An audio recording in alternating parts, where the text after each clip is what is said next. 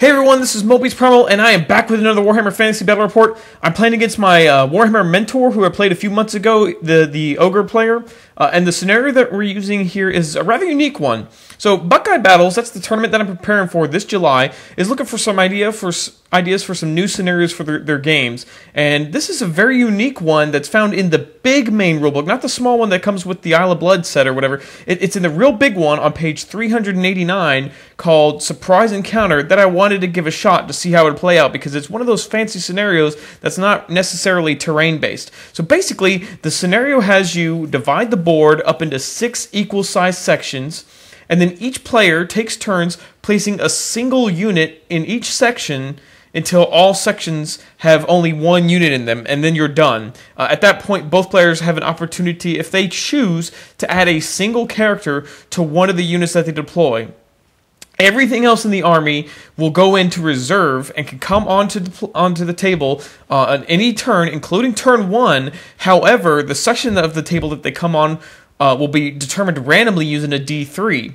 One final rule there is that units that were deployed, the original 6 units that were deployed, if they want to charge in turn 1, they have to pass a leadership check to do it first. So very, very interesting scenario with a huge metagame aspect to it that I'll get into towards the end of the battle report. But here we go. So after our 3 deployments, you look at the table. I have a unit of archers. They're in the building in the far corner out there. You can just barely see their standard bearer from this picture that I use to represent that they're in the building.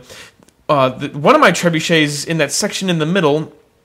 And then I have my knights in the far corner, who I joined deleted to. Delete is my general. They're facing that tower, because the tower, my opponent garrisoned that tower with 4 lead belchers. That is a prime position for those guys, because it's hard to move things out of buildings. It's even harder for ogres to be moved out of buildings, and it's even harder for Bretonnian to move anything out of a building.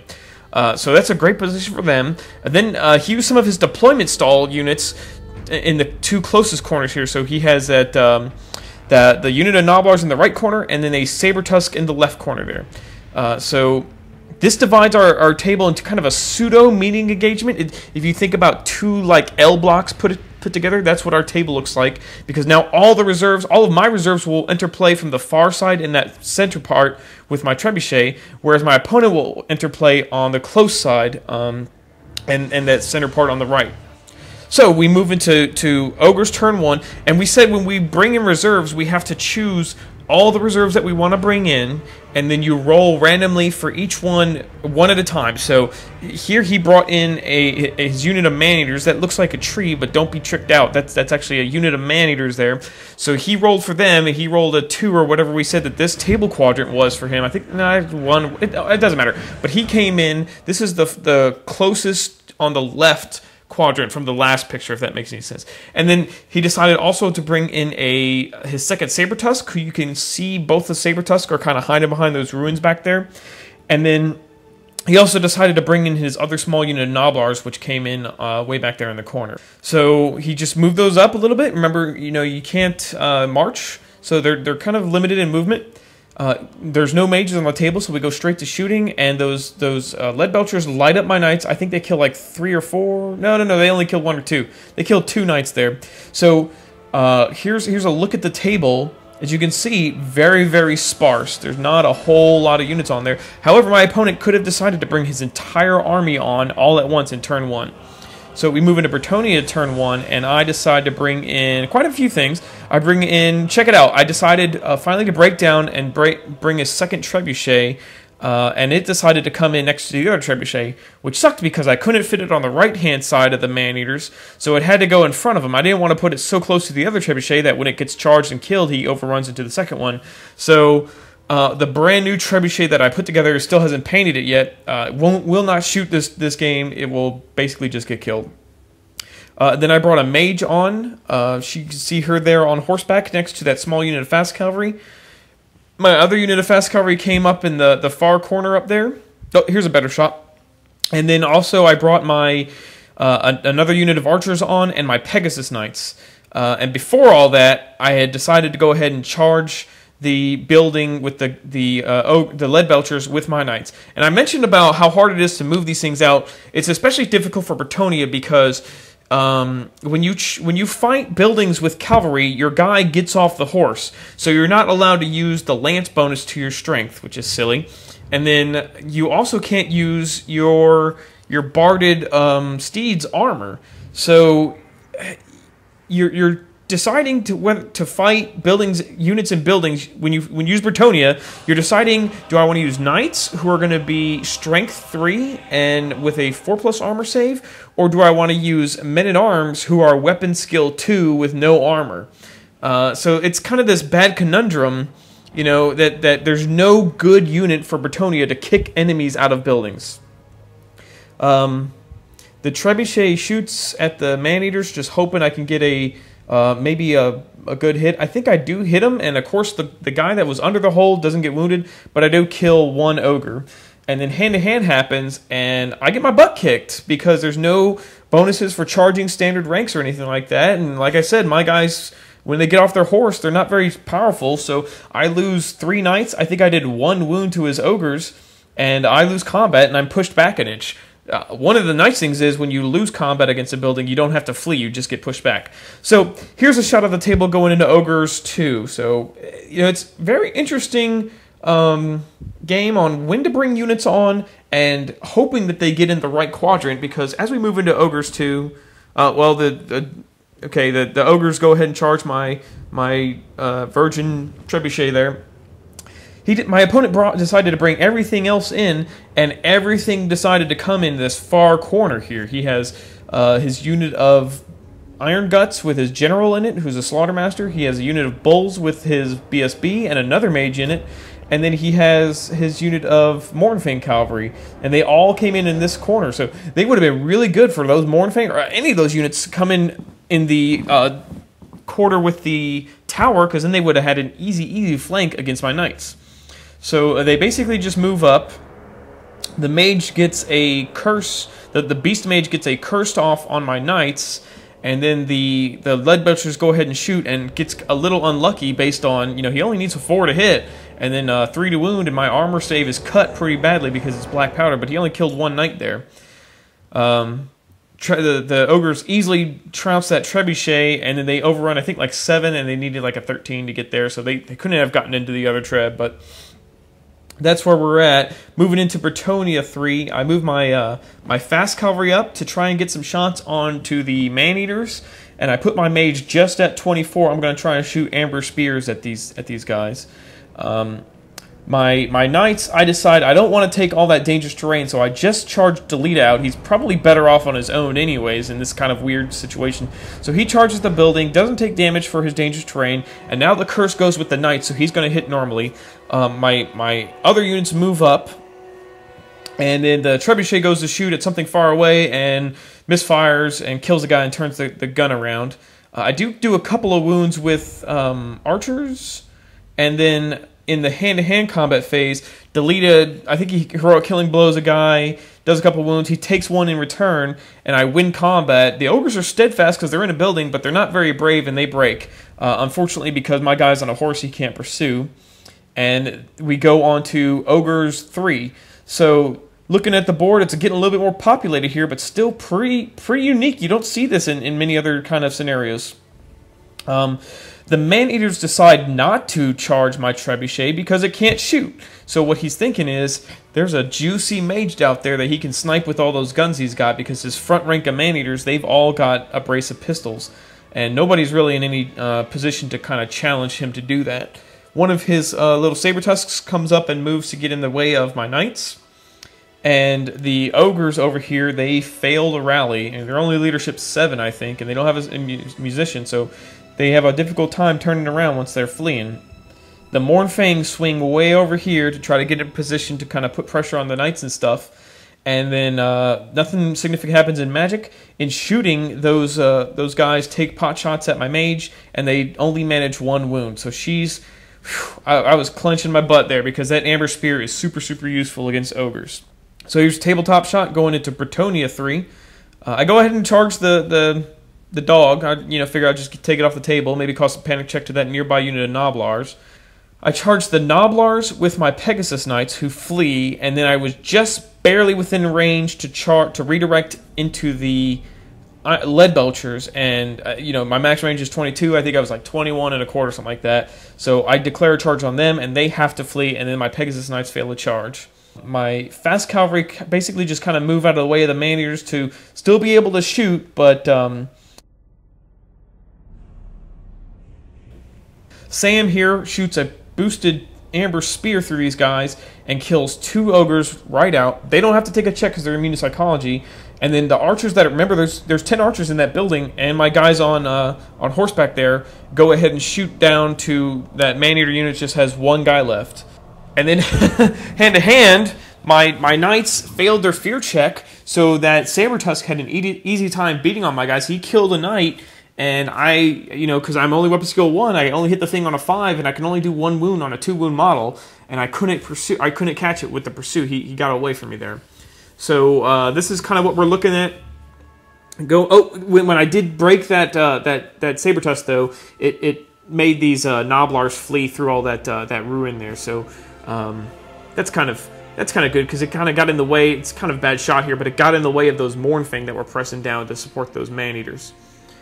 We go into the next ogre turn, which is ogre 4, and the man-eater thinks, I'm gonna charge in, kill the trebuchet, and I'm gonna overrun, get off the table, and I'll be free from his shooting and magic for a turn. The Noblars over here and the Sabertusk fail to rally, but the lead belchers do, so they just kind of turn in place. And then his 2 big unit of ogres are just now kind of squeaking their way out of this wonky deployment zone. It wouldn't have been so bad except those ruins there. We said those were impassable terrain, so he couldn't really get around them to get on the other side when he rolled his 1 for deployment or whatever it is. So they're kind of bottlenecked in that corner there, and the Mournfang cavalry move up some. And that's pretty much it. I mean, he easily beats the crap out of my trebuchet, but he only rolled a 4 for his overrun, so he's actually still on the table. You can barely see him there at the bottom of that picture. But aside from that, there's no shooting, and none of the magic is really super important right now. So we go on to Heartless turn 4.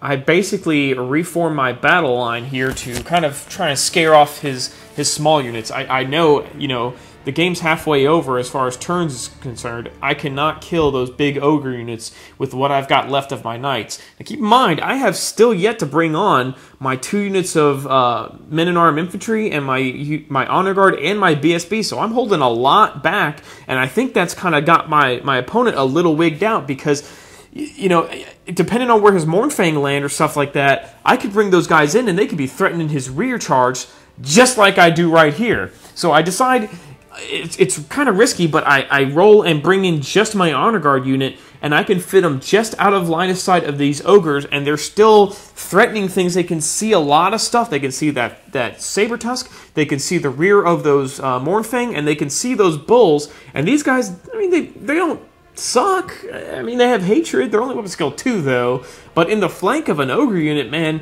with my ward save and everything like that, I think I could probably beat him through combat res. So it's one of those nice things where you hold a unit back and then suddenly you thought your cavalry was safe, but now you've got somebody in your back flank. My fast cavalry move up to block the Mournfang. You've seen this move, I've done it a million times, and also put some shots on that man-eater. I've only got to do 3 wounds of this guy to get all those points of that man-eater unit. Right now, he's worth 0 to me.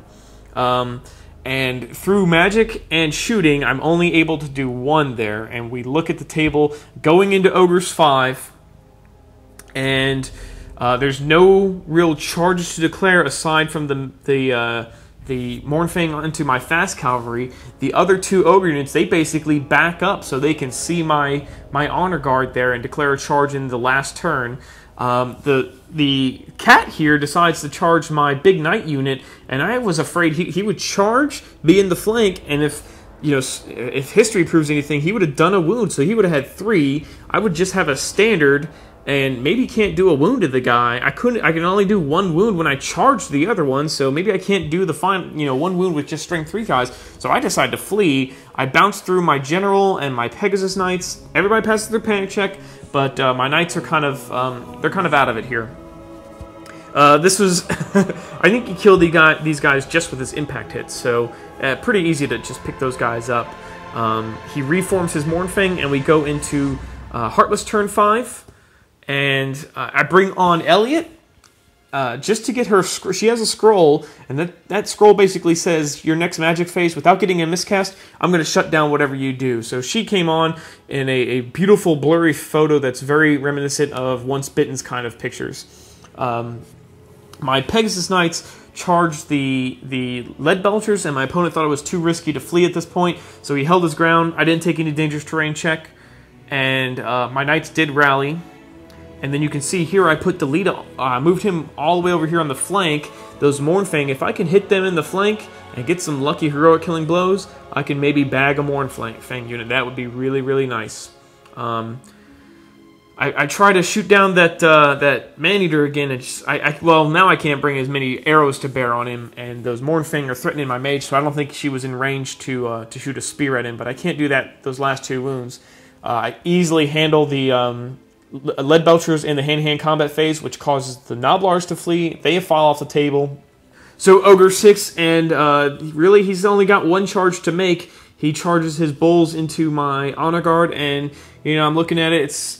I don't think it would kill me to a man, but it's risky to take that 1 leadership 8 check, so I decide to flee. It puts me out of his charge arc for his Mournfang here, and in my last turn, I rally those guys. Unfortunately, they were in the way at this point that Delita couldn't charge into those Mournfang, and I couldn't finish off that last Maneater with the few archers that I had. So he's got all the points for that. At the end of the game, it looks like this.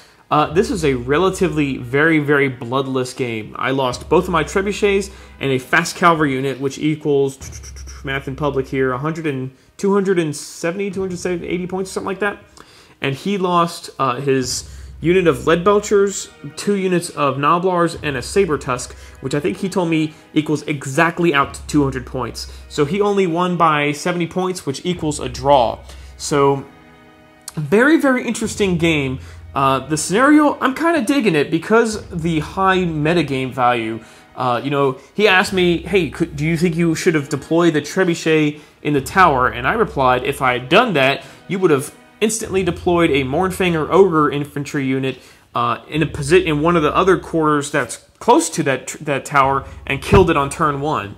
So, it's one of these, do I put out my big scary gun, or do I put out all my very small redirection kind of deployment stall units and then hope that my big gun unit comes on where I need it later on in the game? Very, very interesting. And, this is, like I said, very bloodless fight, but that's because I know that Bretonnia is weak versus ogres, man. If this was, replace Bretonnia with Warriors of Chaos, and I bet you would have seen a vastly different game. Those guys would have probably deployed right on the line on one of the table quarters and been charging in turn 1 or turn 2, hoping that the reserves are coming up in time. Or replace ogres with beastmen or something like that, and it'll be a very different game too. As far as, I think my peasants can charge you in the flank, charge ungors or gores in the flank and win, unbuffed and unsupported by leadership guys. So very, very interesting. I'm going to post this to the Buckeye website, and I'm also going to post the link to their webpage in the comments here. So if you're interested and you're in the area, it's played in mid-July in Columbus, Ohio. If you're in the area and want to give it a shot, hopefully they'll look at this scenario and be like, that is pretty cool, and we'll like to see this at the event. So that's the report. Hope you enjoyed it.